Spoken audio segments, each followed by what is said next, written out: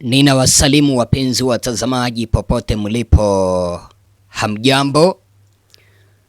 Karibu sana ili niweze kuwapasha yale ambayo yametendeka. Heri njema ya Krismasi pamoja na mwaka mpya wenye fanaka na afya njema. Kuna taarifa za tanzia ambazo zimeweza kugonga hii serikali ya Samia Suluhu Hassan, serikali batili, hii leo tarehe 29 Disemba mwaka 2025. Kiongozi wa chama cha CCM amefariki. Najua kipindi ambapo nasema kwamba ni kiongozi wa chama cha CCM, kwenye hii serikali ya Samia hauwezi ukapewa kazi endapo haumsifu Samia. Hauwezi ukapewa kazi kwenye taasisi mbalimbali Tanzania kama wewe si mwanachama wa chama cha CCM. Kwa hivyo mpenzi mtazamaji, kipindi ambapo ninasema kwamba kiongozi wa CCM amefariki, nipo sahihi. Sasa kuna taarifa ambazo zimeweza kutolewa na afisi ya msajili wa vyama Tanzania kwamba mmoja wa wafanyakazi wao amefariki. Na nilipochunguza kwa undani niligundua kwamba huyu ambaye ameweza kufariki, mpenzi mtazamaji, ndiye aliweza kusitisha ruzuku kwa chama cha Chadema. Yeye pamoja na msajili wa vyama Tanzania ndio waliweza kushirikiana kuengua chama cha Chadema kutoshiriki uchaguzi uliopita Tanzania. Yeye na viongozi wengine walishirikiana na Samia wakaengua chama cha Chadema kisishiriki uchaguzi kwa kusingizia kwamba Chadema ilikiuka maadili ya vyama Tanzania. Yaani kauli ambazo zimeweza kutolewa na Watanzania kwenye mitandao ya kijamii zinanishangaza. Watu wanashukuru Mungu kwamba mtu huyu ameweza kufariki. Ukiona kipindi ambapo mtu anaaga na wananchi wanasherehekea, itabidi viongozi waweze kujiita kwenye mkutano, wajiulize, je, ni kipi hichi ambacho waliweza kukifanya mpaka mtu akiaga wananchi wanasherehekea? Naomba msamaha kwa hilo. Sasa jinsi ambavyo unaona hapo, ninaelezwa hivi: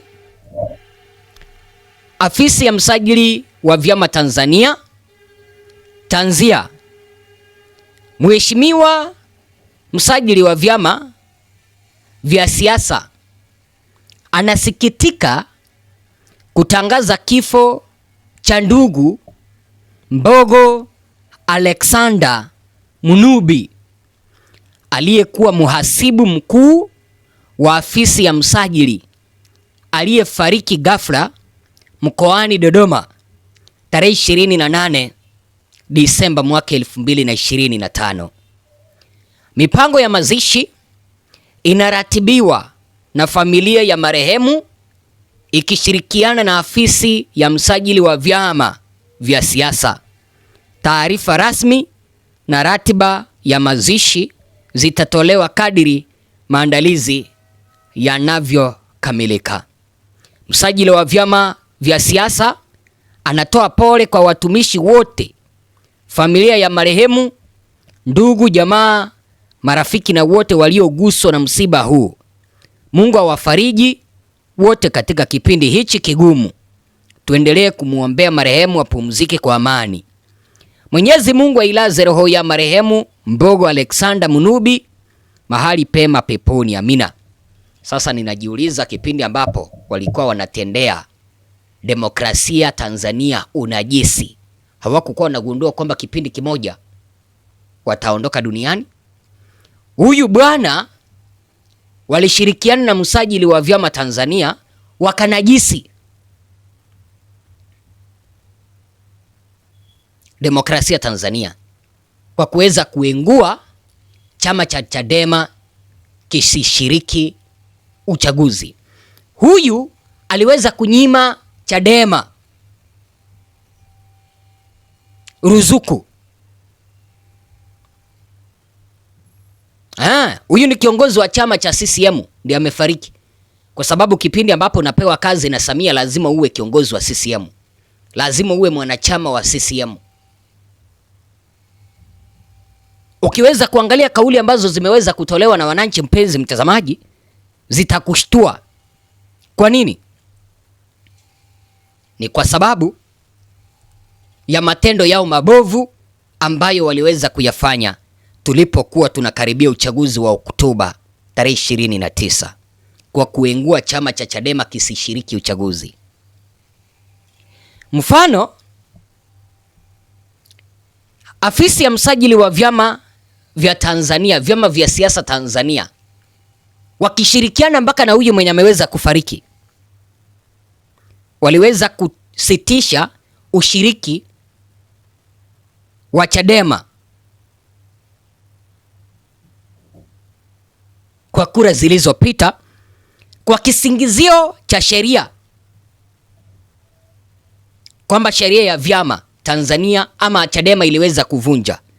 Walisema kwamba Chadema ilivunja sheria ya vyama vya siasa sura ya 258, akidai ama wakidai kwamba Chadema haikutii baadhi ya maagizo ya msajili wa vyama. Pili, walisema kwamba Chadema ilikiuka masharti ya kisheria ikiwemo taratibu za ndani ya chama. Nambari 2, wanasema kwamba Chadema ilikiuka hoja ya kutotii. Walidai kwamba Chadema ilikaidi maagizo yanayohusu uendeshaji wa mikutano, maandamano au shughuli za kisiasa. Mnakumbuka kile kipindi ambapo Tundu Lissu alikuwa anaandaa mikutano mpaka akakamatwa. Sasa msajili wa vyama na huyu mwenye amefariki walifukuza Chadema wasishiriki uchaguzi kwa kile ambacho walisema kwamba walianza kuandaa maandamano. Na nielewa mpenzi mtazamaji, huyu alikuwa miongoni mwa wale ambao waliweza kuchangia Chadema ikainguliwa, Chadema ikatolewa wasishiriki uchaguzi. Sasa naomba uweze kuangalia kauli ambazo zimetolewa na wananchi, mpenzi mtazamaji. Utashangaa mpaka wewe utajiuliza, hapa ndipo tumefikia sisi kama wananchi. Lakini nikagundua kwamba, mpenzi mtazamaji, tenda wema nenda zako. Ukitenda mema utapata kwamba wananchi utakapofariki watahuzunishwa na kifo chako. Lakini ukitenda mabaya, ukitumia mamlaka ya afisi ambayo uko nayo kukandamiza demokrasia, kukandamiza uwazi, kuendeleza udikteta, utakapoaga dunia, wananchi hawatakuwa na chembe chembe za kulia, bali watakuwa na chembe chembe za furaha kwamba umeondoka. Jinsi ambavyo huyo kiongozi alipoaga, wananchi wameanza kusherehekea.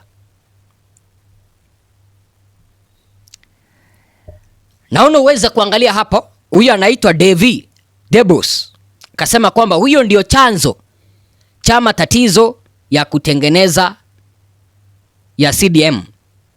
Mungu kwa hiki kidogo, yaani asante Mungu kwa hiki kidogo. Unaona, hata yeye alichangia kwenye mabaya haya. Bwatweli Mwahenga akasema kwamba hata wasajili wa vyama wanakufa kweli, kifo ni kifo. Mwingine akasema kwamba kumbe sio msajili mwenyewe, ila anyway rest in peace. Mwingine akasema kwamba tuwashukuru kwa taarifa. Mwingine akasema kwamba Mungu guza Saidi. Mwingine akasema kwamba ingekuwa mtungi safi sana ningechinja mbuzi, ila kwa huyu nitachinja kuku. Yaani ukiona wananchi hawajaweza kuguswa na huu msiba. Mwingine akasema kwamba tuliambiwa kifo ni kifo, hata sie tulifiwa tukakoswa mfariji. Mwingine akasema kwamba angekuwa bosi wake ingependeza zaidi. Haya, Alphas Mathias akasema kwamba asante Mungu unaendelea kujibu maombi ya watu wako. Haya, mwingine akasema kwamba asante Mungu kwa hichi kidogo, naamini utarudia na polisi. Yaani ukiangalia kauli ambazo wananchi wanatoa, hata wewe utashangaa. Ni kwa nini? Ni kwa sababu ya matendo mabaya ambayo hawa viongozi walionyesha walipokuwa madarakani. Ukifanya mazuri kipindi ambapo upo madarakani, utapata kwamba utakapoondoka, utakapoaga dunia, wananchi watakuwa na huzuni. Watauliza Mwenyezi Mungu, mbona ukamuondoa mapema? Lakini ukitenda mabaya, utakapoondoka, Mungu anasema, yani wananchi wanasema kwamba asante Mungu kwa hichi. Sasa kama wewe ni kiongozi ambao unanitazama, hebu jiulize upo kwenye upande upi? Utakapoaga dunia, utafurahi, wananchi watafurahia au watahuzunika?